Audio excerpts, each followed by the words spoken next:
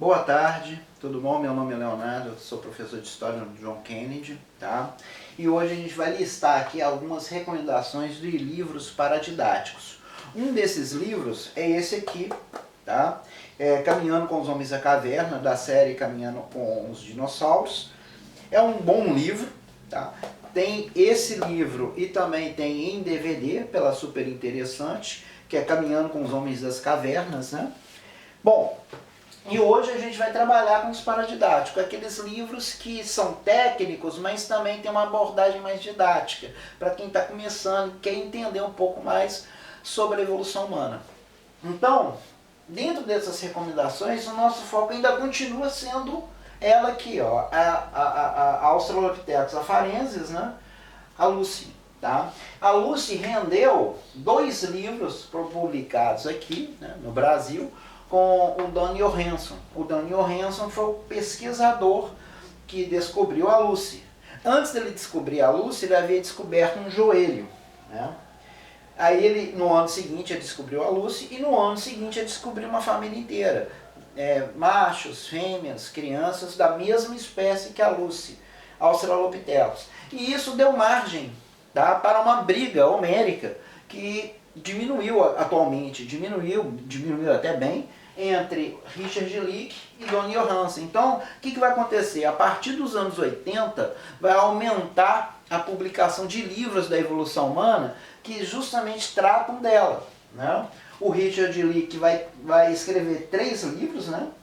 Origens, em 1980, O Povo do Lago e A Origem da Espécie Humana, de 95. Esse dos 3 livros do Leakey, eu aconselho esse aqui, que tem uma linguagem mais fácil, né, para quem está começando.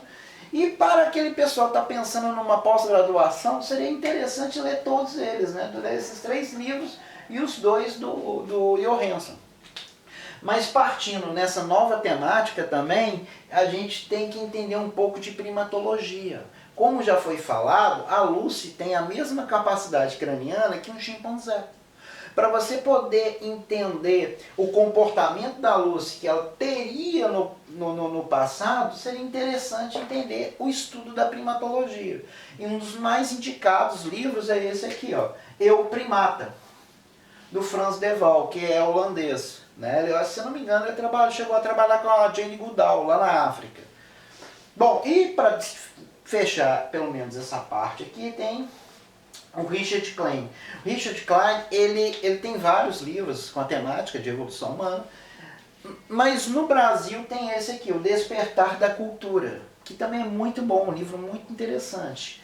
Ele vai trabalhar da seguinte forma: o ser humano moderno só existe a partir de 50 mil anos. O que é um homem moderno? É o pensamento moderno. O que é o pensamento moderno? É isso aqui, ó. É o homem fabricar coisas modernas. O que são essas coisas modernas? São os artefatos. São os artefatos que nós vamos começar a aparecer a partir de 50 mil anos.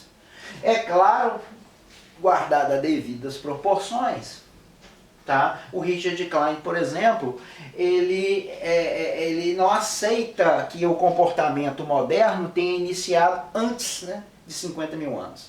Mas é um livro bom, é um livro legal.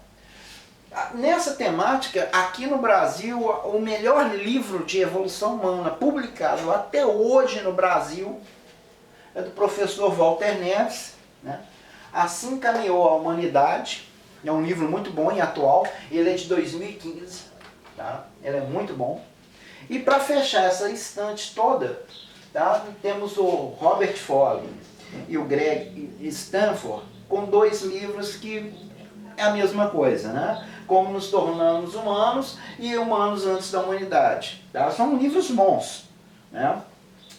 E para fechar, completo, tem a hipótese, a chamada hipótese do cozimento. Como o cozimento foi importante na evolução humana. O cozimento fez com que o cérebro humano aumentasse de tamanho. Tá? E as pessoas, os pesquisadores que vão abordar esse assunto é o Richard Wagner e a Susana Herculano Zell, que a gente fala demais dela aqui no canal.